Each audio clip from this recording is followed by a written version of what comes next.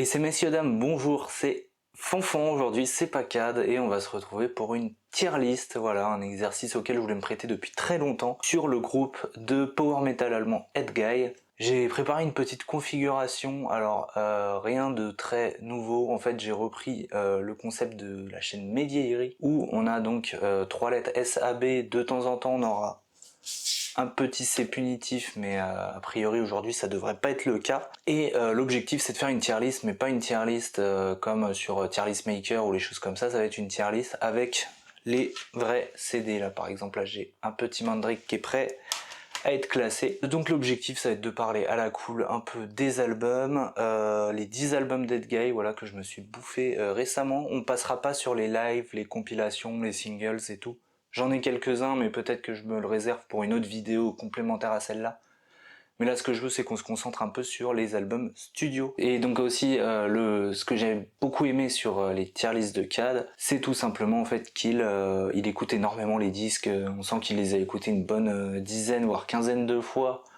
Les jours ou les semaines ou les mois avant de faire ces tier lists. Et donc c'est ce que j'ai fait. Là, je me suis bouffé énormément de Edguy. C'est d'ailleurs pour ça que j'ai fait une vidéo un peu un peu bizarre sur mes écoutes où en fait j'avais un peu pété un câble à force d'écouter du Edguy et où d'ailleurs j'annonçais voilà cette tier list que j'avais envie de faire. Alors Edguy, pour commencer, c'est un groupe de power metal donc qui est pour moi absolument majeur dans l'histoire du power metal et du power metal allemand, mais du power metal en général. Alors pour commencer, Edguy c'est un groupe donc on a dit de power allemand qui a été créé en 92 à Fulda dans la Hesse par des jeunes de 14 ans qui étaient encore au lycée, et ils prennent le nom d'Edguy car c'est un surnom qu'ils donnaient à un prof de physique qu'ils avaient, Edguy.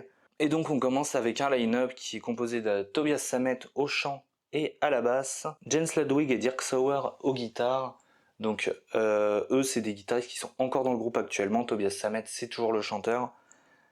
Tobias Sammet, donc je disais, je sais plus ce que j'ai dit, mais en tout cas il chante, fait des claviers, donc il sait jouer du piano, Tobias, et il joue la basse à ce moment-là. Il n'y a pas encore de bassiste. Et on a un premier batteur qui s'appelle Dominic Storch. Alors ils font dans un premier temps plusieurs démos, donc en 94 ils sortent Evil Minded et Children of Steel, voilà, je vous les mettrai en insert. Alors c'est des démos que je n'ai pas écoutées personnellement et j'ai découvert leur existence en fait en préparant cette vidéo, donc je pense que ça peut être assez intéressant. Mais ensuite ils vont sortir donc ce que certains considèrent comme le premier album d'Edguy, dont moi en fait. Mais voilà. Donc on arrive avec ce premier album qui est donc Savage Poetry en 95, mais qui va être renommé The Savage Poetry en 2000 et qui va être réenregistré. Et donc je propose qu'on commence par ce disque. Alors ouais, ça va être un peu chiant l'éclairage, c'est le problème du CD. Alors voilà, donc moi j'ai la chance d'avoir une double version année 2000 et 95.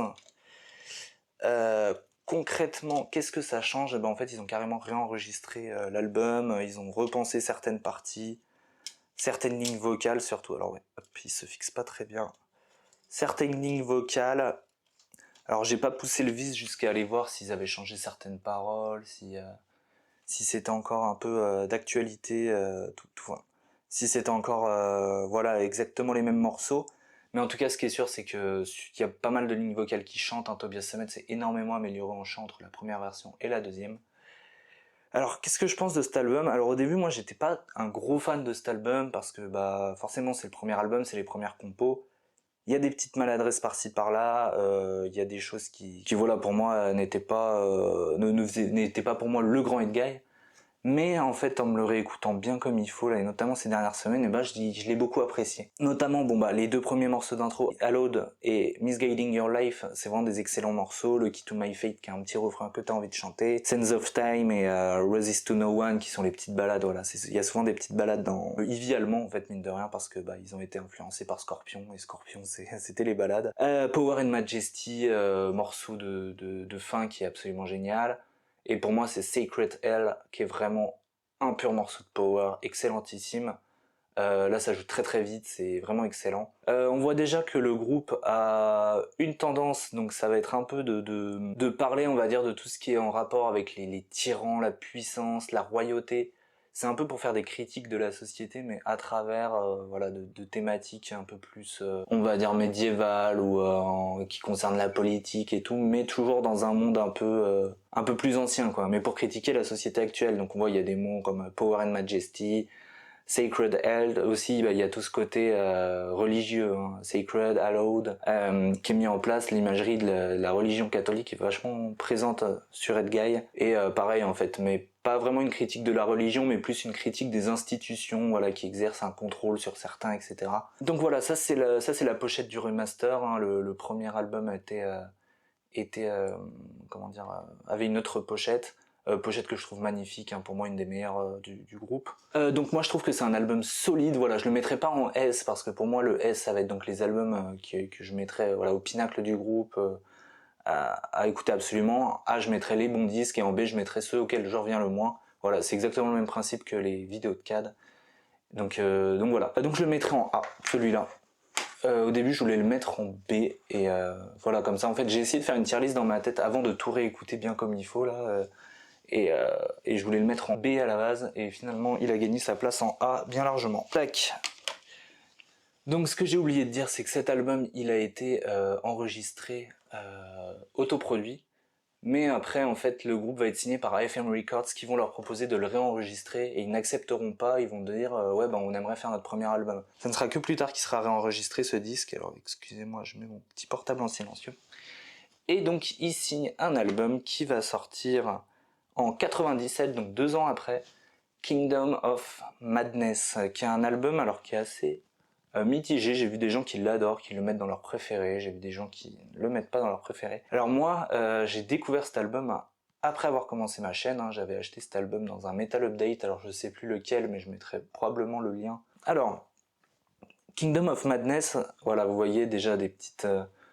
l'imagerie est là déjà, quoi, hein. Je pense que là ils sont assez jeunes encore, hein. S'ils avaient 14 ans en 92, là ils ont 19 ans, quoi. Donc voilà, donc on a toujours Dirk Sauer, Jens Ludwig au guitare, Tobias Sammet qui fait encore la basse, le chant et le clavier. Et donc là, ça doit être...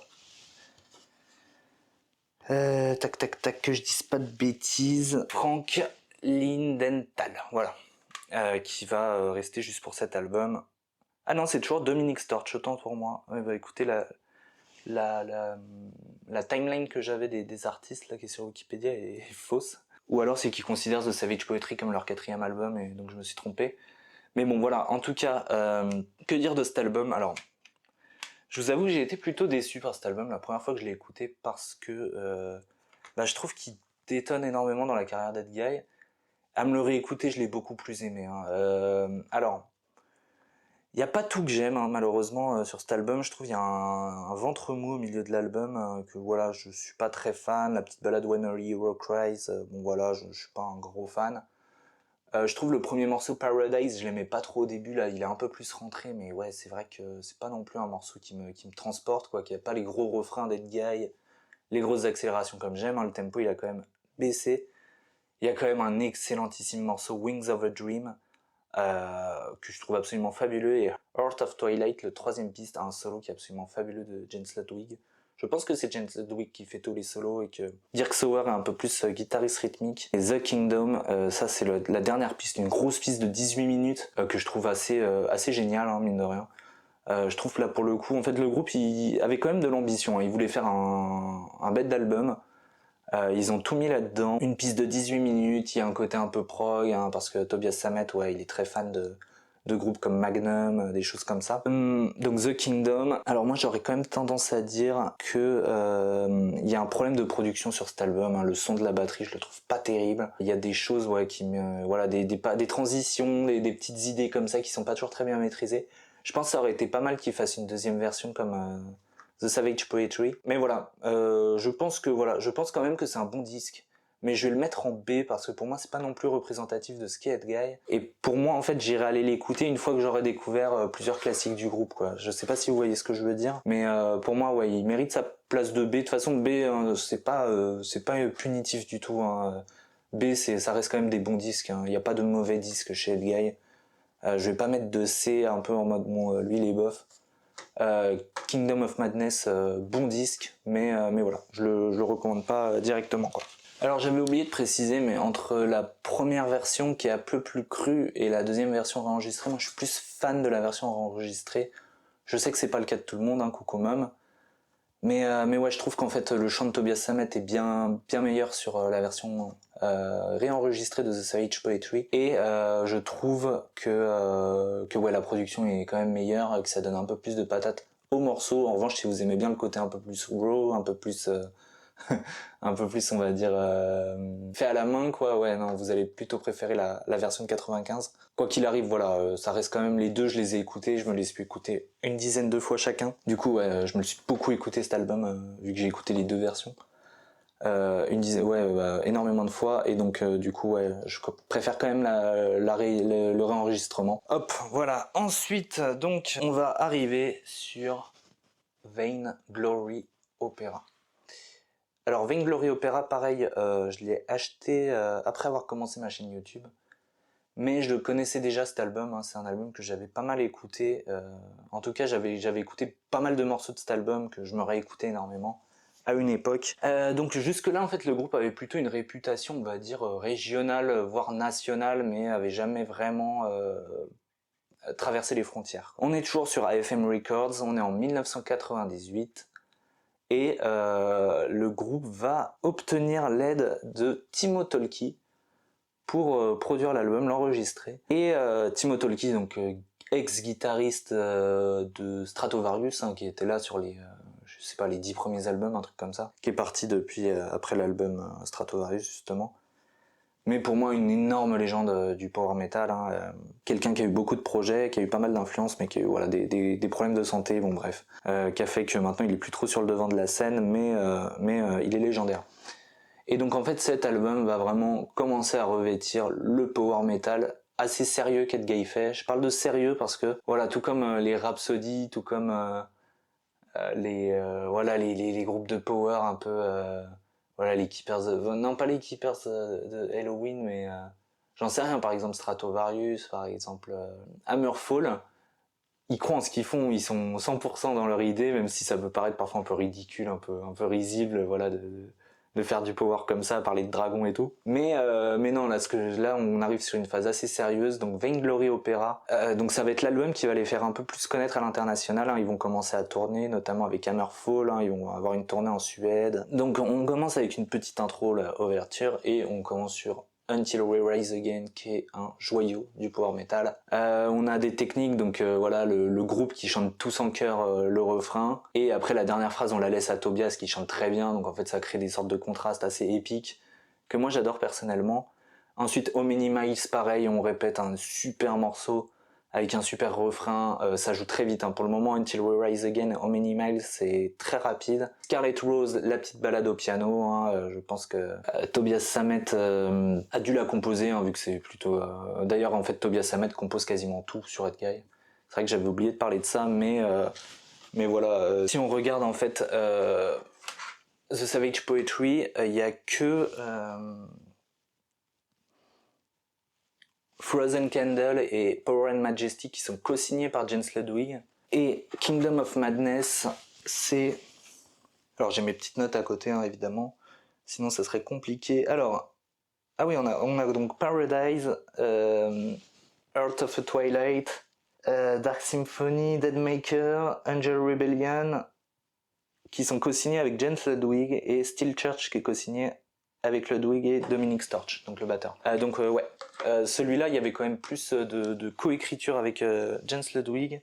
Et là, si je regarde Vainglory Opera, il y a absolument tout qui est écrit par Tobias Sammet, si je dis pas de bêtises. Donc ouais, donc il prend de plus en plus le contrôle du groupe, hein, et d'ailleurs ça a toujours été son groupe, Tobias Sammet, Edguy. Même si les autres membres sont là depuis toujours et ont leur mot à dire, de temps en temps ils composent, mais c'est vrai qu'ils s'accaparent un peu la composition de tous les albums. Donc je continue, Out of Control, là il y a des invités prestigieux qui viennent, il y a Hansi Couche de Blind Guardian, il y a Timo Tolkki qui joue dessus aussi. Moi c'est pas un de mes morceaux que j'aime bien, mais voilà, c'est plus mid-tempo. Vainglory Opera, plus mid-tempo aussi, mais vraiment fabuleuse. Avec un refrain très guerrier, quoi, très T'as l'impression que tu pars en guerre et en même temps il y a un peu un petit côté ouais, théâtral là-dessus. C'est ce qui démarque Ed Guy, hein, c'est leur côté un peu théâtral, de parler de ces sujets, quoi, de mélanger religion, pouvoir, tyrannie, des choses comme ça. C'est ça un peu leur spécificité par rapport aux autres groupes de power metal allemands. Fairy Tail, un morceau que j'adore absolument, un gros morceau de power metal aussi. Après voilà, c'est à partir de Walk on Fighting où moi j'aime un petit peu moins l'album. Et après on a ce morceau Hymne, donc qui est une cover de Ultravox. Voilà, moi j'ai découvert ça récemment, que c'était une cover d'un groupe qui s'appelle Ultravox, donc je suis pas allé écouter l'original, mais je devrais, hein, j'aurais dû faire ça pour préparer cette vidéo. Mais c'est pas très grave. Bon, en tout cas, cet album pour moi c'est l'album de la consécration sur Ed Guy. Pour moi il mérite un S, largement. C'est un album qui est fondamental dans la carrière du groupe et je pense qu'il faut aller l'écouter, celui-là, au moins une fois, pour comprendre un petit peu. Alors attends, je vais rapprocher les... Hop. Et machin. Tac. Voilà, donc pour le moment on est sur un rythme qui est assez de croisière, hein. 1995, 1997, 1998. Et donc un an après, sort Theater of Salvation, donc voilà, avec une pochette assez belle, hein. Moi j'adore cette pochette. Voilà, elle m'évoque pas mal de souvenirs, c'est le premier album du groupe que j'ai acheté. Alors que dire de Theater of Salvation? Alors ce qui s'est passé c'est qu'en fait, du fait de la participation de Timo Tolkki sur Vainglory Opera, en fait le groupe a été un peu taxé de copie de Stratovarius. Alors pour avoir beaucoup écouté Stratovarius et Ed Guy, je comprends pas trop la comparaison, mais oui c'est vrai que c'est du power metal quoi, donc il y a forcément des gimmicks de composition qui se répètent, mais c'est pas que avec Stratovarius, hein. On retrouve ça sur Halloween, on retrouve ça sur Gamma Ray, on retrouve ça sur pas mal de choses. Alors il commence à pleuvoir, j'espère que ça s'entendra pas trop, étant donné que j'ai la fenêtre qui est juste au-dessus, donc on entend la pluie qui tape. Donc là en fait, à force de se faire critiquer de copies de Stratovarius, bah ils ont décidé de produire eux-mêmes leur album. Tout seul et de le faire, et en fait il en est sorti donc ce Theater of Salvation. Moi c'est le premier que j'avais acheté avec Rocket Ride, qu'on verra après. Alors bon, The Healing Vision pareil, ils refont une petite intro là, voilà, ça leur avait bien plu sur l'album précédent, donc ils continuent. Babylon pour moi c'est un des meilleurs morceaux de power de tous les temps. The Headless Game plus mid-tempo, excellent aussi, Land of the Miracle. Plus petite balade, et après donc on a un trio là, Wake Up the King, Falling Down et Arrows Fly, imparable je trouve, des refrains géniaux. Là Tobias Sammet il a vraiment une voix qui peut être très haut perché. Moi ma préférée c'est des trois là, c'est Arrows Fly. Je trouve cette musique elle est absolument géniale. Pareil en fait c'est un peu de thématique guerrière, vous voyez, genre voilà, les flèches volent quoi, on a l'impression d'être dans un combat, mais au final en fait c'est un peu une histoire d'amour. Vous voyez la flèche de Cupidon et tout, donc il y a un peu ce double sens dans ce morceau, bon, je l'adore. Holy Shadows qui est vraiment cool, Another Time, une petite balade, The Unbeliever, et Theater of Salvation. Donc pareil, on refinit avec une pièce de 12 minutes, comme on avait fini The Savage Poetry avec The Kingdom de 18 minutes. Je trouve voilà, je trouve cet album c'est un S sans hésiter. C'est pour moi voilà le power metal d'Ed Guy, comme je l'aime. Une pochette, voilà, ça se prend au sérieux, ça joue sa musique.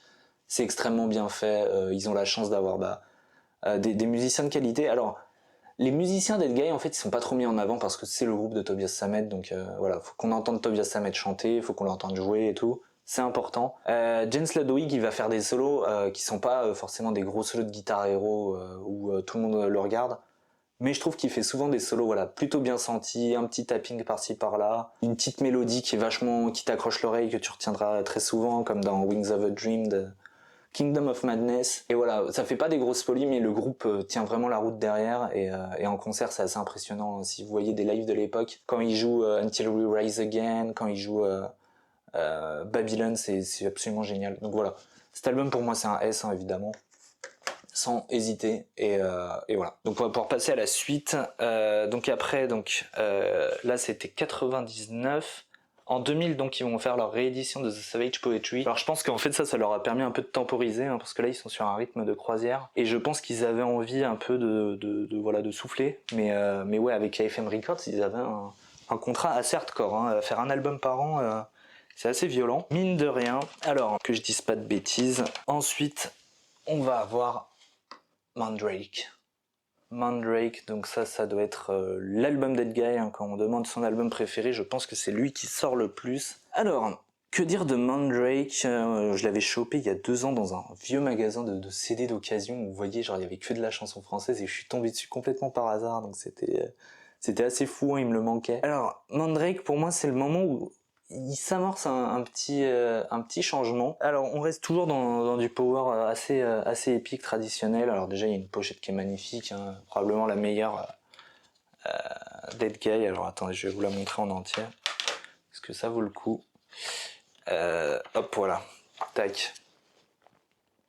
Magnifique, avec voilà son identité bleutée. Maintenant que je parle de ça, en fait, je me rends compte qu'ils ont quand même, vous voyez, genre là c'est marron, là c'est vert, là c'est rouge, là c'est bleu. Donc j'avais l'impression qu'ils voulaient faire une sorte de système de couleurs pour leurs albums, peut-être, je sais pas trop. Alors, Mandrake pour moi c'est assez particulier. Je trouve qu'il y a des morceaux qui sont absolument génialissimes, hein. Bon, le premier morceau Tears of the Mandrake, c'est à écouter, hein. C'est clairement à écouter. Golden Dawn est excellente, All the Clones, voilà, pour moi là c'est un peu les morceaux où ça annonce un petit changement. All the Clones c'est quand même un morceau qui fait pour être un tube, quoi.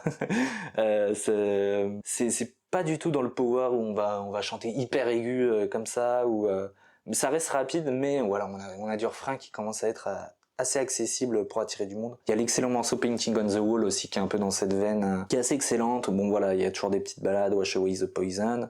Alors, je trouve les morceaux moi qui me marquent, c'est Nail to the Wheel, parce que je trouve là c'est une de leurs musiques les plus agressives et ça annonce un peu ce qu'ils vont faire après. Et Save Us Now, voilà, pour moi Save Us Now c'est le morceau de power que j'aime bien. Dead Guy, excellent. Alors cet album, j'hésite énormément parce que, ouais, je pense que je vais le mettre en A. Alors là, il y en a qui vont hurler, mais en fait normalement je le mettrais en S, mais c'est que je vais essayer d'équilibrer un petit peu les... Alors attendez, hop voilà, désolé, on a perdu en luminosité mais on a gagné en moins de reflets. Je vais le mettre en A pour essayer de conserver un équilibre. Sur les albums de la fin, il y en a un que j'aimerais bien mettre plus haut pour que les gens puissent éventuellement découvrir cette période. Mais voilà, je le mets en A, normalement c'est un S, hein, si on prend mes choix personnels, mais mes choix personnels c'est que je suis hyper fan de leur période power. C'est juste que dans les 3 de gros power que je vais mettre, dans les 4 de gros power que j'aurais mis plutôt, c'est lui que j'aurais sorti, donc voilà, je le sors. Sans rancune, hein, les fans de Mandrake, et d'ailleurs si vous voulez voir un gros fan de Mandrake, n'hésitez pas à aller voir la vidéo d'Achille de Metal Hunter sur Mandrake et Rocket Ride, qui était une vidéo que j'avais vue à l'époque, que j'avais beaucoup aimé. Et voilà. Donc Mandrake, voilà, oubliez pas, hein, c'est juste mon avis personnel sur cette tier list. Je suis pas en train de classer objectivement les albums Dead Guy, c'est mon classement perso et c'est comme ça que je vois un petit peu les choses. Ensuite, on arrive sur Hellfire Club et donc là ça commence à changer de plus en plus parce que on va commencer à avoir l'apparition de choses un peu plus fun et de choses un peu plus hard rock, de choses un peu plus... Voilà, le groupe annonce un changement. Alors on a toujours une super pochette là qui est dans une thématique rouge, hein. Alors que là c'était plus rouge et jaune, là on est rouge. Mysteria, donc énorme tube d'intro. The Piper Never Dies, donc un morceau qui est assez long quand même, de 10 minutes, mais... Pareil, en fait, Tobias, il sait écrire des refrains, il sait accrocher l'auditeur, et voilà. We Don't Need a Hero. C'est mon morceau préféré d'Ed Guy de tous les temps. Je trouve que c'est un morceau de power metal, speed mélodique, ce que vous voulez, qui est imparable. Tobias Sammet, il chante extrêmement haut sur ce morceau, et pour moi, ça m'accroche de fou, quoi. Done to the Devil, super morceau. King of Fools, voilà, ça doit être le morceau le plus connu d'Ed Guy, qui jouait tout le temps en concert. Petit morceau de hard rock, voilà, bon, Forever, Under the Moon, etc. Lavatory Love Machine, pareil, là, on a du refrain catchy pour voilà, un peu plus hard rock, hein, mine de rien. Rise of the Morning Glory, voilà. Donc là, en fait, c'est la gloire de la levée du matin. En fait, ça parle voilà, ces messieurs comprendront, quoi, mais d'un certain fonctionnement de l'homme quand il se réveille le matin. Donc voilà, en fait, c'est carrément un truc un peu une vanne, quoi, un truc un peu rigolo. Là voilà, c'est le groupe où voilà, se prend un petit peu moins au sérieux. Donc le petit truc Lucifer in Love et Navigator qui est un super truc, The Spirit Will Remain qui est voilà une petite balade vraiment sympa sur la fin. Alors là j'ai une version bonus avec le morceau Children of Steel. Voilà, ça c'est Children of Steel qui faisait partie de leur première démo. Et Mysteria avec Mile Petrozza, je sais pas comment on prononce, mais le chanteur de Creator, qu'on retrouvera d'ailleurs sur Avantasia. Voilà, bon, Hellfire Club, 2004. Du coup là le groupe a eu le temps de se reposer. Et pour moi ouais c'est carrément un album qui opte pour une transition, hein. Déjà qu'on commençait à pressentir sur Mandrake, on commence à la sentir sur Hellfire Club et sur les albums qui vont suivre, ça va être complètement ça. Pour moi cet album il est excellentissime également et je vais le mettre en S. Sans trop hésiter. C'est voilà, pour moi c'est un album à écouter. Il y a des choses qui sont très power, très agressives que le groupe avait jamais fait jusque là. Et d'un autre côté, ouais, on a des premiers morceaux un peu hard rock, mais qui marchent super bien. Alors ce que j'avais oublié de dire, c'est au niveau de Vainglory de Theater of Salvation, pardon. Tobias Sammet commence à avoir une idée de créer une sorte d'opéra metal qui va s'appeler Avantasia, qui va tout casser avec The Metal Opera Part 1 en fait, qui pour moi est la suite logique de cet album.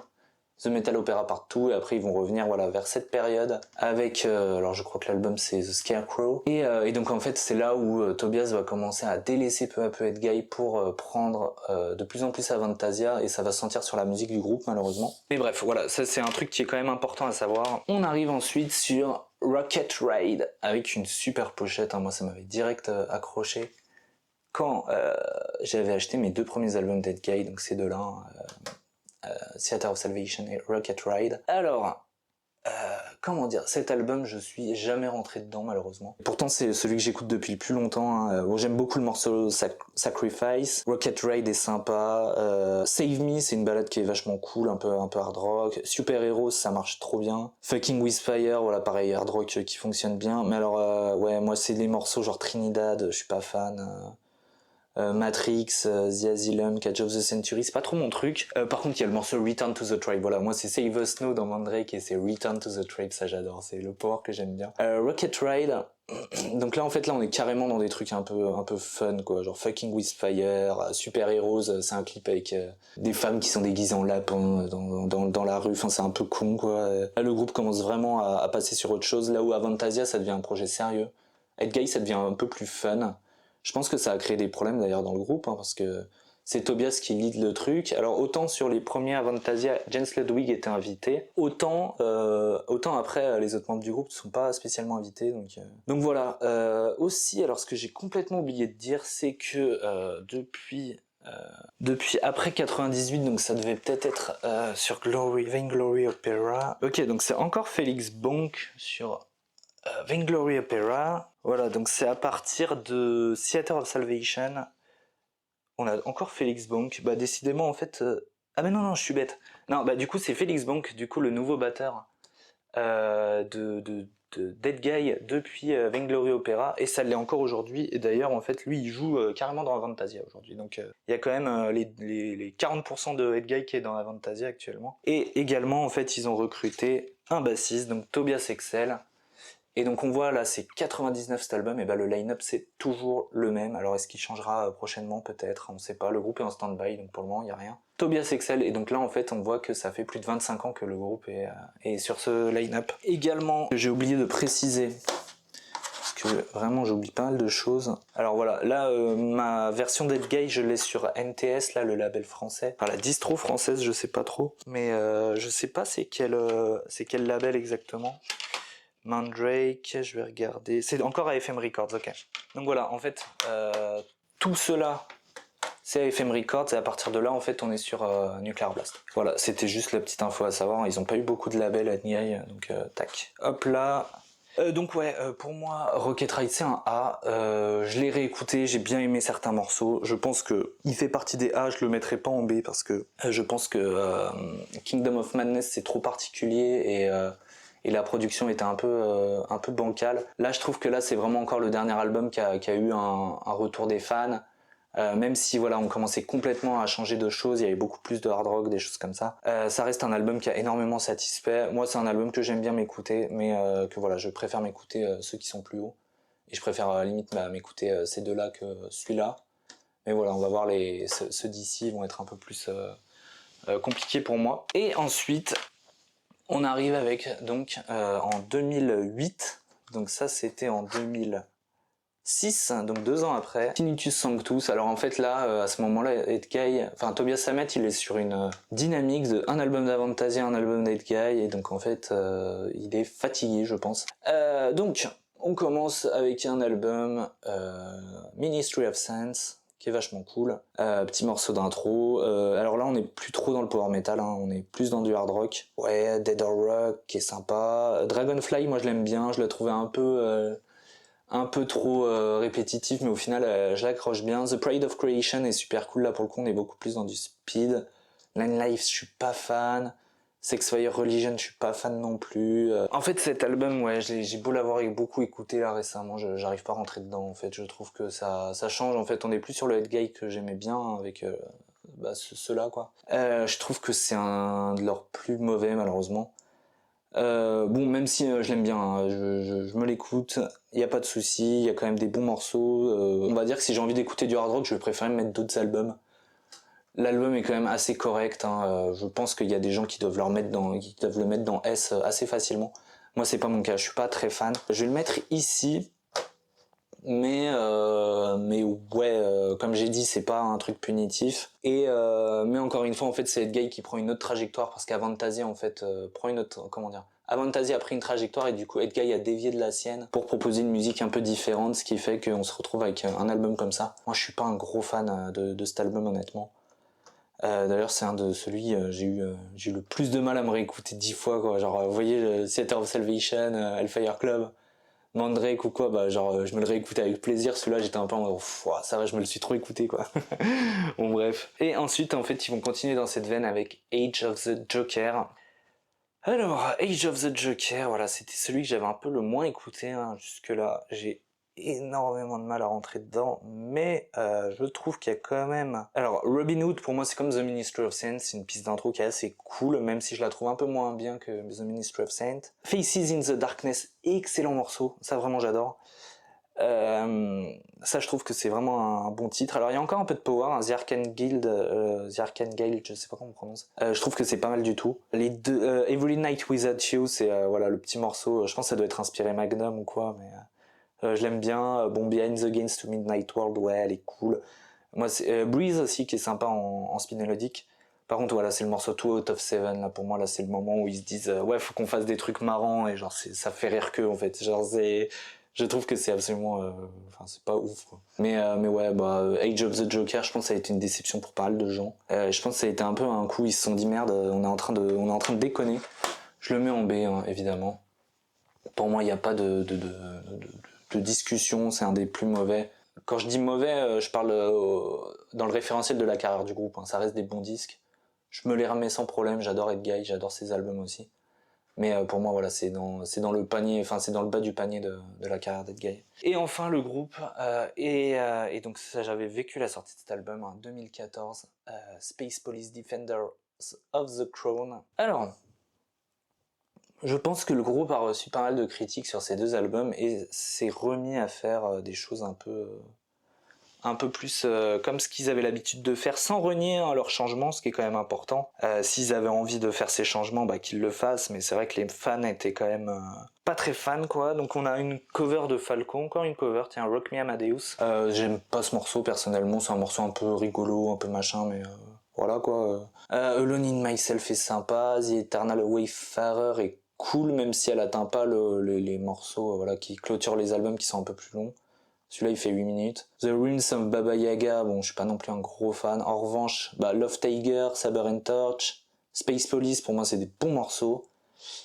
Et donc en fait on a Defenders of the Crown, je pense que c'est un des meilleurs morceaux qu'a écrit Edguy. J'adore ce morceau, pareil, plus power, plus speed mélodique à l'ancienne. Shadow Eaters, pareil, excellentissime.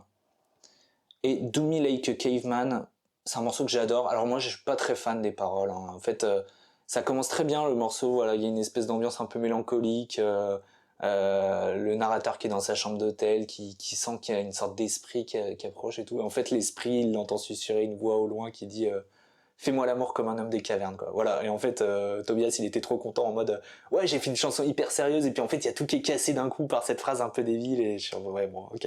Super, Tobias, bravo. Voilà, je pense que je vais finir là-dessus en le mettant en S. Voilà. C'est peut-être un peu la take la plus osée que je fais sur cette tier list. C'est, je pense qu'en fait, sur les derniers, je les ai mis en B. Je pense que je l'aurais mis en A normalement, et que j'aurais mis Mandrake en S, mais je pense que pour découvrir le groupe et essayer d'avoir un aperçu de la fin de leur carrière, je pense que celui-là, il faut aller l'écouter absolument.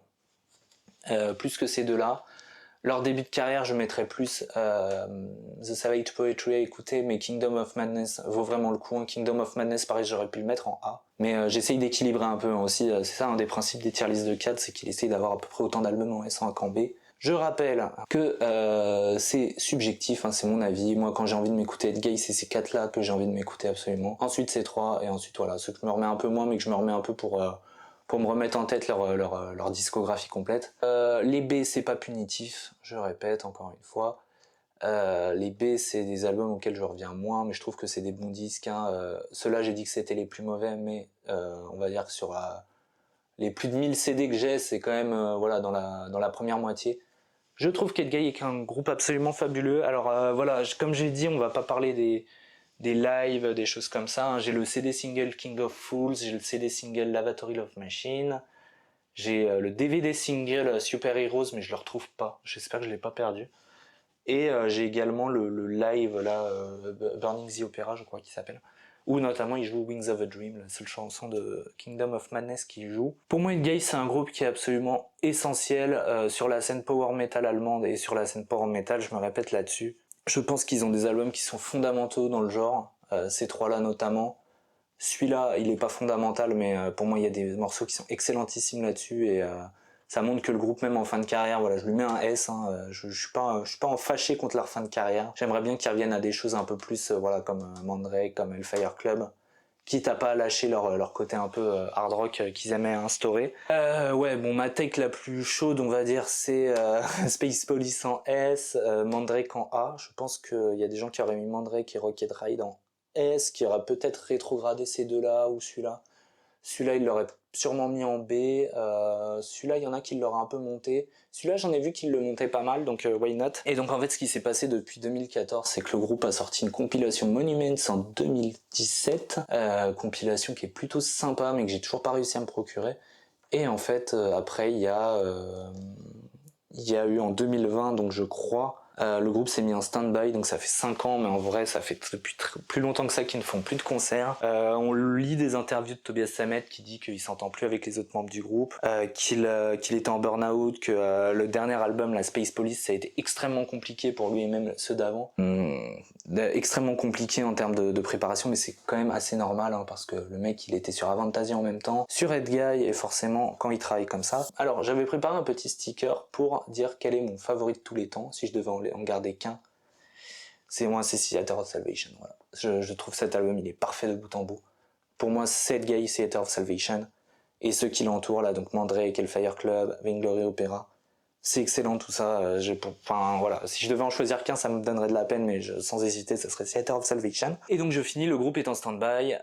Les interviews que dit Tobias, oui, il était en burn-out, le gars, il avait 2 groupes en même temps, il laisse pas trop la main aux autres membres du groupe pour composer, ce qui doit un peu les énerver, hein, parce que bon, ça fait quand même plus de 25 ans qu'ils sont dans le groupe, et je pense qu'ils ont aussi leur mot à dire sur le groupe. Je pense que Tobias Sammet n'a pas pu récupérer l'intégralité du groupe, hein, étant donné que les autres membres ça doit fonctionner comme une entreprise, quoi. Les autres membres doivent avoir des parts ou des choses comme ça, et en fait, ils ne laissent pas Tobias voilà, avoir la main mise sur le groupe complètement, même si Tobias doit avoir les labels dans sa poche.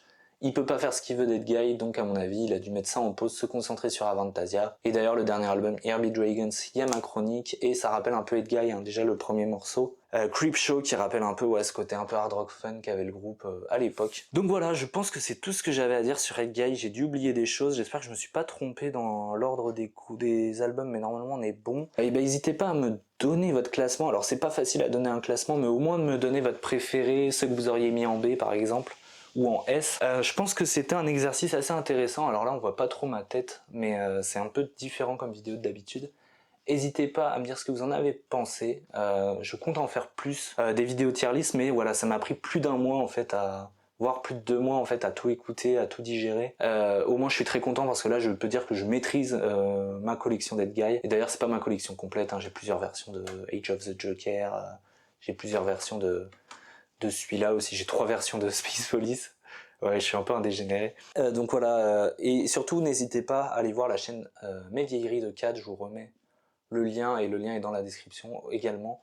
Il a fait énormément de tier list, plus orienté metal extrême, donc on a Cannibal Corpse, on a Chris Youth, on a Megadeth. En power on a Hellstorm, le groupe voilà, de folk power un peu pirate quoi. On a également voilà, des tier list sur des groupes un peu moins connus. Je pense à des groupes un peu moins connus comme Pest, le groupe de black metal allemand. Impetuous Ritual, voilà, des choses comme ça.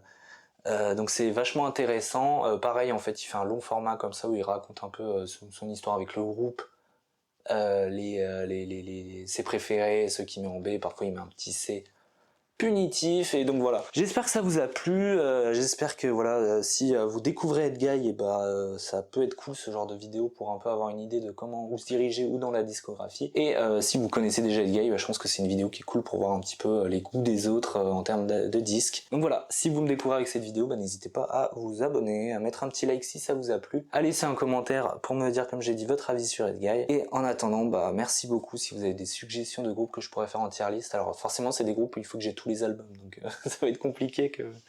Voilà, par exemple, si vous me dites ouais, fais la tier list de Dissection, bah j'ai pas un album de Dissection, donc ça va être compliqué. Mais voilà, en tout cas, merci d'avoir regardé cette vidéo. J'attends le prochain album d'Edguy avec impatience, mais bon, ça fait 10 ans et je pense que il est pas pour tout de suite. Et on se dit à très bientôt pour une prochaine vidéo. Allez, ciao!